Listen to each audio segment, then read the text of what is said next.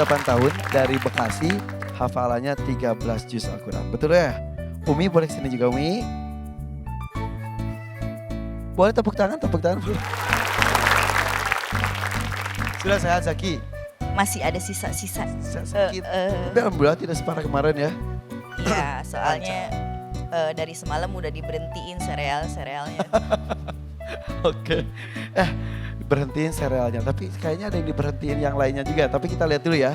Tayangan berikut ini dia Zaki Bekasi.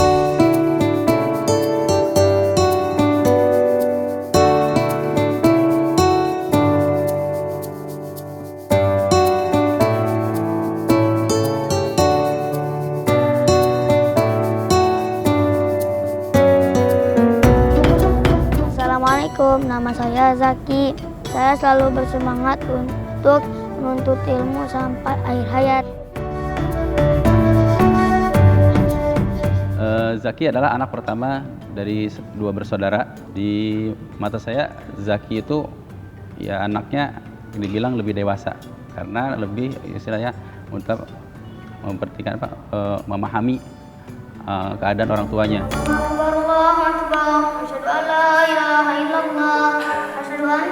Setelah mengambil keputusan untuk tidak bekerja lagi, ketika anak itu rewel, saya nggak mau ribet, jadi saya kasih handphone. Saking sering durasinya main handphone, matanya kayak ada garis merah darah. Sakit. Ya sedih, ya penyesalan. Jadi semenjak dari itu kami arahkan buat menghafal. Dulu kami emang dibilang agak jauh sama agama ya. Jangan sampai anak-anak kami jauh dari agama. La yukallifullahu nafsan illa wus'aha. Kami mulai hijrah itu ketika Zaki mulai menghafal Al-Quran. Masa iya anak seorang penghafal Al-Quran, orang tuanya masih berkelit di riba. Kita jual toko, kita lunasin hutang riba kita. Dan mudah-mudahan dengan anak-anak kami menjadi para penghafal Quran dan tidak sabar lagi untuk mendapatkan mahkota dari anak-anak kami.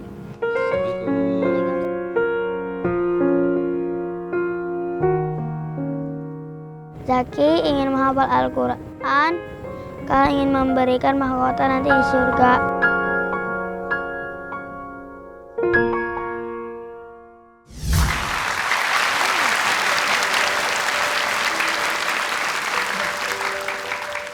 Ini sebetulnya permasalahan hampir semua keluarga sekarang. Semua anak-anak dan juga orang tua. Zaki katanya pernah kecanduan gadget, betul mah? Iya betul Kak Irfan. Gimana ceritanya itu?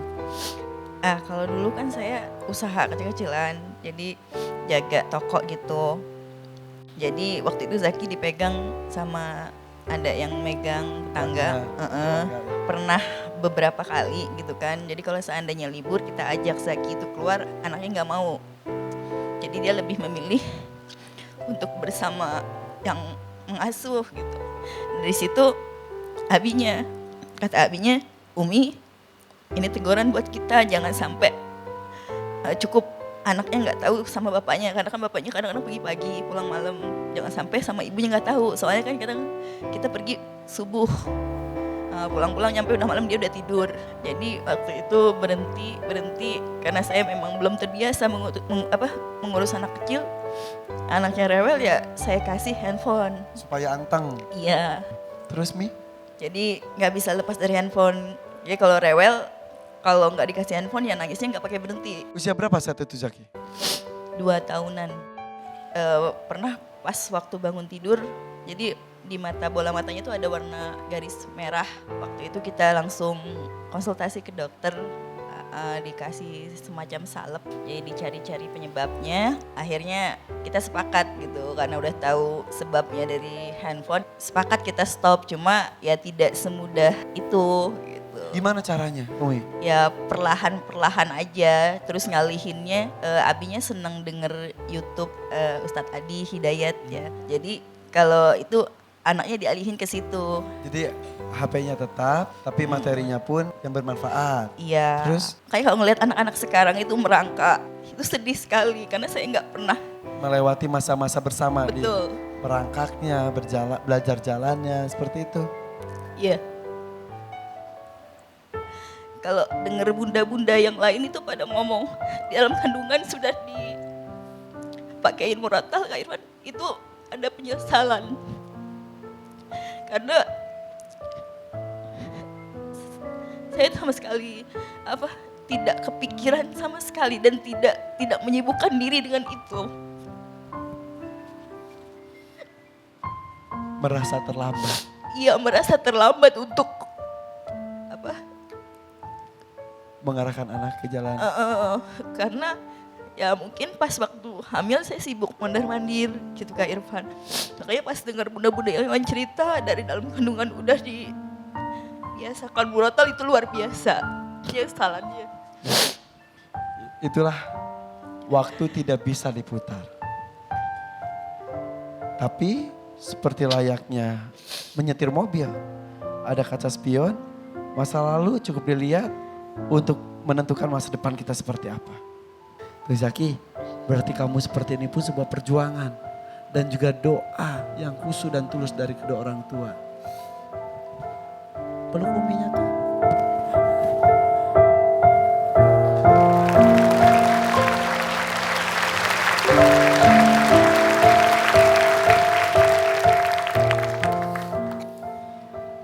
Permasalahan orang tua zaman sekarang ya Pi. Serba salah. Tidak sibuk, merasa tidak akan cukup.